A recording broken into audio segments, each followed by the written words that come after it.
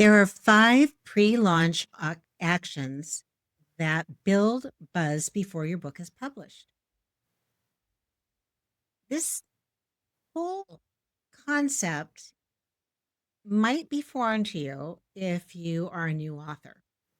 However, I've been doing this for a while, and I can tell you the authors who succeed are those who pay attention to the lead up to their publication. So, what can you do to build more buzz for your book before you hit publish? One of my sisters passed away, and it left me feeling like I've got some unfinished business. You may have had that experience as well. What I want to work on this coming year includes tying up some loose ends, including finishing my memoir and finishing a business book that I have been noodling on for a number of years. So even though my sister's passing was not unexpected, it still made me take a look at what I was doing and what I was doing that was getting in my way. So, one of the reasons I publish a newsletter on LinkedIn has to do with visibility and my penchant for sharing information. I like to help people learn from my extensive curiosity as well as from some of my mistakes. So when I started Get More Buzz for Your Book,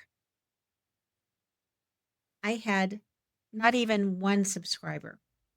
I had about 3,000 followers on LinkedIn and connections, but I didn't have any subscribers to my newsletter. And one of my friends suggested starting a newsletter. He said that newsletters are available to everyone who comes to LinkedIn, not just your first, second, and third level connections. So I took that to heart and said, well, I'm going to be writing a newsletter anyway.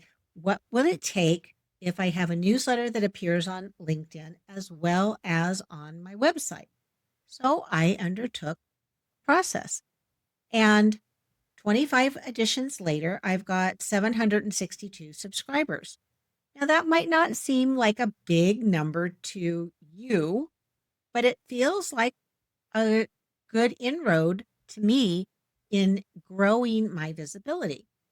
And not only that, people who subscribe, I have about a 31% open rate. So when I publish a new edition, they get an email because they've opted in. And so then they know that there's a new edition for them. That doesn't count all the other people who might have seen that there is a new newsletter or my topic, and they take a look and they can then become subscribers or followers or connections. So that's why that is a good strategy for me. So here's the most important thing I've learned about the buzz starts before the book. A question I get almost every time I meet with a new potential client or someone who is hiring me. When's the best time to start marketing my book? A lot of nonfiction authors wait until they're published to start their marketing. That's a mistake. It's not insurmountable. However, wouldn't it be better to do some marketing ahead of time before your launch and get momentum going? Get people excited about your upcoming book. I always say something that I learned from Robert Mondavi. And Mr. Mondavi said, marketing is a conversation. Let that sink in. Marketing is a conversation. And in my opinion, the best conversations start long before anyone can buy anything. So if you are writing a nonfiction book right now, or even thinking about it, there are 5 pre-launch actions that take less than 30 minutes a week and can make a huge difference in your book launch. Each one can bring you joy, can activate future readers and buyers, and it builds the kind of momentum that makes launch day feel more like a celebration instead of a starting line. Number 1, start talking about your book publicly now. You don't need a finished manuscript to share what you're learning, struggling with, or excited about. One honest post per week is marketing. It's also storytelling. And that's the foundation of everything that works in book marketing. Number 2, build your launch community before you need it. I bet you could do this today. Identify 20 people who would genuinely champion your book. Doesn't have to be your biggest audience, just the most enthusiastic people. Reach out to them personally. Tell them you are writing something you'd love their support with when the time comes. That's how fans become launch partners. And number 3, set up your pre-order, not just on Amazon. I know there's a bit of a backlash these days about whether or not you want to support Amazon or not. But you can use Amazon, but they're not the only game in town. But let's start with them since almost everybody here is familiar with them. Amazon's KDP, also known as Kindle Direct Publishing, has an AI agent that recommends your book to relevant readers the moment your pre-order goes live. But that only happens if you've done your due diligence with your metadata so that you've properly identified your genre, your subgenre, and who the book is for. So that's just a reminder on that. But Amazon, as I said, is not the only option. So here are some of the other places you can put your book up for pre-order.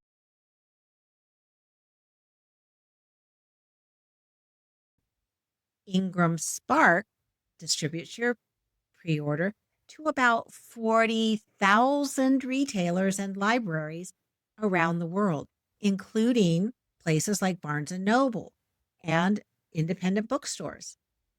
So they are a good opportunity for you.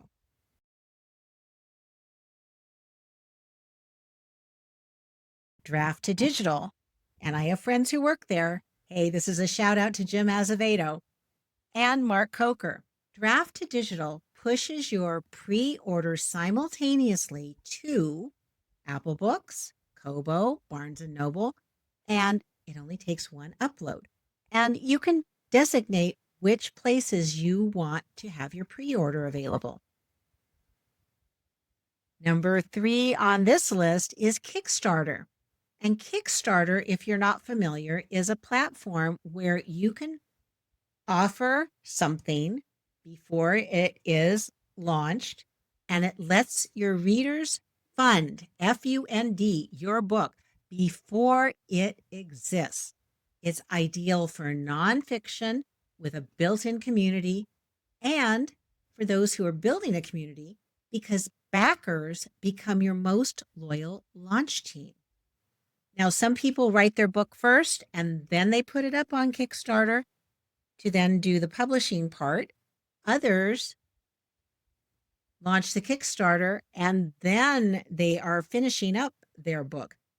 It depends on how you work and what you're comfortable with. So just keep that in mind. But Kickstarter is a partner with creatives, and they are doing everything they can to support you so that you are successful. You're going to do a marketing campaign for your book anyway. Why not put it on Kickstarter, where the average contribution on books, say that you would normally sell in a bookstore or online for $20, people are contributing around $60 instead of 20. And if it's on Kickstarter, the money goes to you. Another idea is use BackerKit. It's Kickstarter's publishing friendly cousin with powerful tools for managing backer rewards and fulfillment. So there is a whole company, and they're not the only one, who specializes in creating crowdfunding campaigns and how to do it right. And in my opinion, when I'm ready to do my Kickstarter, I'm going to be hiring some help. And last on that particular list is your own website. You might have a website that you can sell directly through. It could be Shopify, Squarespace, or a direct sales tool like Curios. And that again means you get to keep 100% of your pre-order revenue, and you own your customer relationship from day one. So the earlier you set up a pre-order across multiple platforms, the more time each algorithm has to match your book to the right audience. So don't wait until 30 days before launch. You can do it well in advance. Now, number 4 on my list is ask the questions your book answers. You could post the exact question your ideal reader is sitting with on LinkedIn, in your newsletter, or in your community. Then watch what happens. The replies that you get are your market research and your marketing all in one move. That is marketing as a conversation. Now, number 5, and this one, do not ignore. Just don't ignore. I don't normally prescribe things, but this one is critical. Start collecting email addresses today. You can do that with a simple landing page with an early access offer or a reader magnet. That's all you need. It could be a Google form. It could be a Jot form. Something's easy where you are capturing people's names, their email, and you're offering them something in return. And then you can be in conversation with them as you are preparing to launch your book. So every person who opts in, that's opt, OPTS, who opts in before your launch is guaranteed to open on launch day. You don't need thousands of people. You just need the right people. And don't wait. Initiate engagement, prioritize making contact, and start conversations today. Now, something on a different note, I want to celebrate with you. I'm part of the 3 hosts of the Indie Authors Tell All podcast. It is a production of the Bay Area Independent Publishers Association. I'm a past president, and along with Becky Parker Geist, who is the current president, and my friend, she's my friend, and my other friend, Mike Van Horn, who I've known for probably over 30 years. Mike and I first met in another consulting group, and then he joined the Bay Area Independent Publishers Association, and he writes, as does Becky and as I do, in multiple genres. All 3 of us write nonfiction, fiction, and we're all having a blast. But back to the podcast. The podcast is for the benefit of BEPA members and the public, because we are featuring what did you do that was successful in publishing your book? What obstacles did you hit along the way? What did you wish you would have known now that you didn't know when you started? And what are you doing next? So this month, I had the pleasure of facilitating a conversation with Becky Parker Geist, who is the current president of BEPA and the founder of Pro Audio Voices. Her company helps authors turn their manuscripts into audiobooks, and they also help with producing podcasts, like the Indie Authors Tell All podcast.